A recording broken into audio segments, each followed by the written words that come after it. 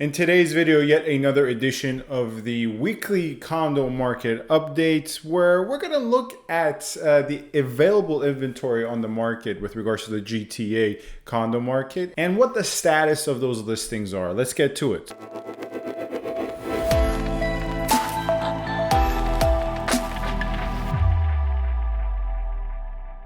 Hello everyone, this is Sam from SaberiSixRealEstate and Remax Realtron Realty Inc. As always, back with another video for you guys here today. You can find my contact information with regards to my Gmail, my office information, and my TikTok and Instagram. I post different types of content there in the description box. Furthermore, if you want to know a little bit more about me before you get in touch with me, you can just simply type in my name into Google, find my Google reviews, go through the reviews, and feel free to get in touch with me with any questions you may have with regards to anything discussed in this video or anything discussed more generally. Lastly, feel free to subscribe, comment, rate, and review. Let's get to the point of today's video, which is another weekly condo market update. And what I'm going to do in this video is go through every single listing that has been updated, whether it's been updated to sold, updated to expired, updated to price change within the first 17 days of March, and really go through the numbers, because in this way we can really tell how the market is looking, because this is one of the ways where we can determine overall the status of the market by determining the status of listings, right? So starting out, as you can see from this chart right now, in total, within the first 17 days of March, there has been 4,396 overall listings that we are going through, right? So this is a very important distinction I want to make. This is not 4,300 listings that came onto the market in the first 17 days of March. This is simply 4,300 listings that have been updated in the first 17 days of March. And of this 4,300, we see about 1,800 of them have been updated to sold. 1,893. Now, if we were to actually look at this 1,893 against how many came onto the market in this time span. So that's a different, once again, way of measuring things, right? That number, the number of listings within the first 17 days of March, so the number of condos that came onto the market for sale in the first 17 days of March is around 2,500 to 2,700 last I checked. So 1,800 sold in comparison to 2,500 to 2,700 is a pretty decent rate of sales to listing ratio.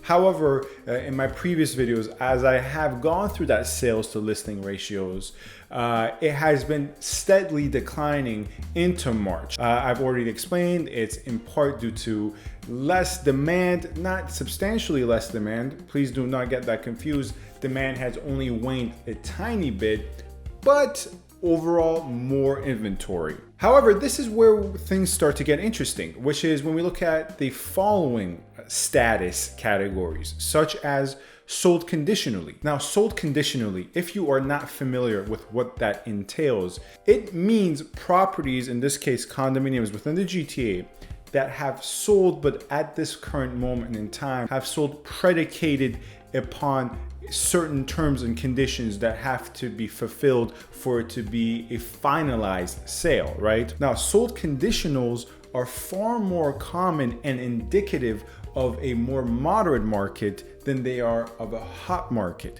because in a very hot market, when inventory is low, it's a seller-friendly market. There's a lot of buyers fighting over properties, whether it's condos or semis, whatever it is. To appease the seller, they're probably going to remove conditions and go in firm and try to figure out ways of doing due diligence in other ways, right? In very hot seller-friendly markets, we see far more sold firms, and the more sold conditionals we see, the more indicative it is of a moderate market. Now in this case, 180 is actually more than we saw in January and February. So with most things we've discussed on this channel, certain signs and indications of a more moderate market are slowly creeping up. In this case, sold conditionals. I may add also that a lot of the solds in terms of the 1,800 could have been previously and probably were previously sold conditionals, right? These numbers are only up to date at the time of recording my video, right?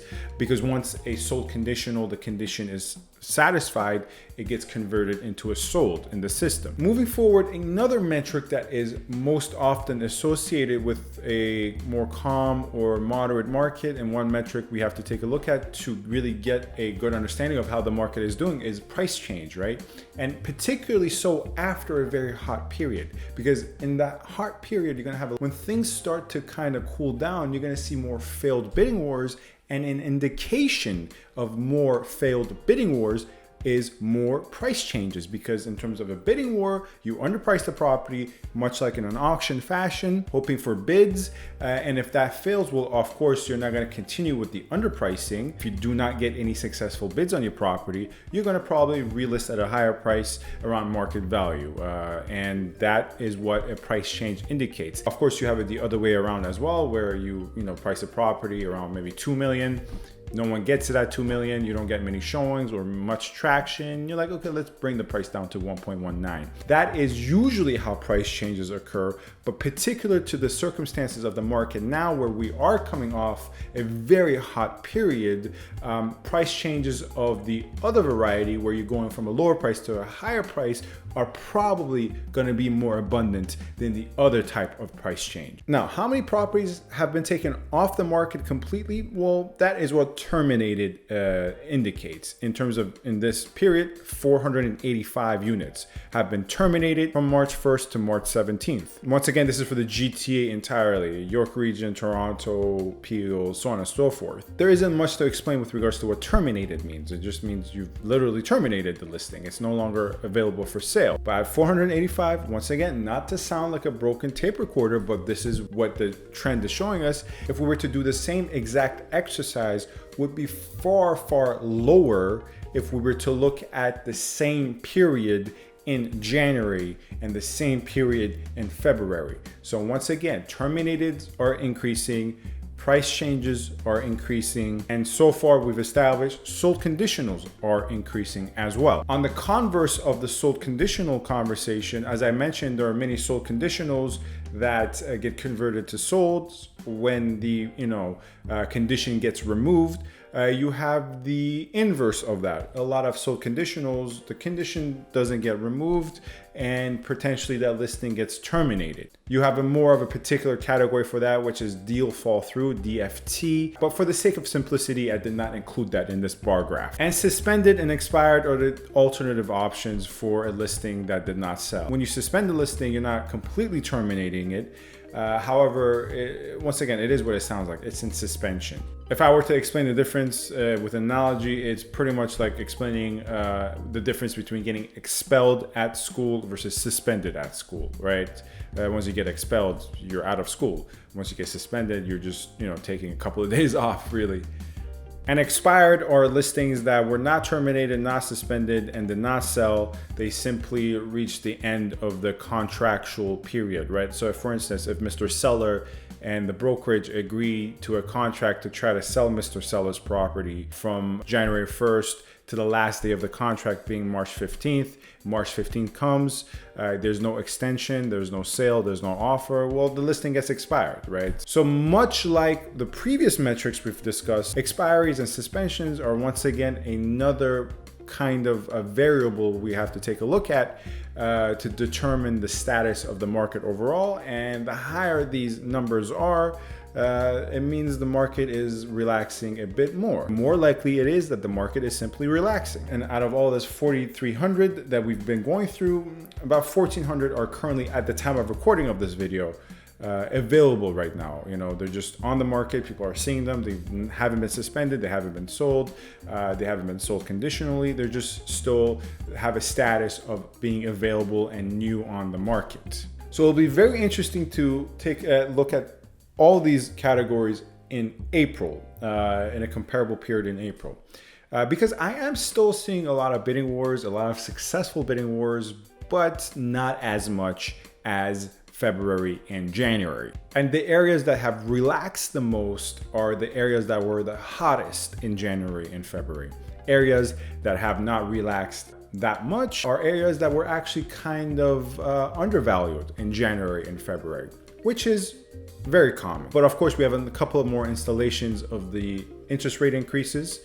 And undoubtedly, in conjunction with further increase in inventory, which I do foresee, maybe not into the summer, but definitely into April, I think is going to have further impact on the market. Nonetheless, as I've been saying lately, I think it's a really good time to buy.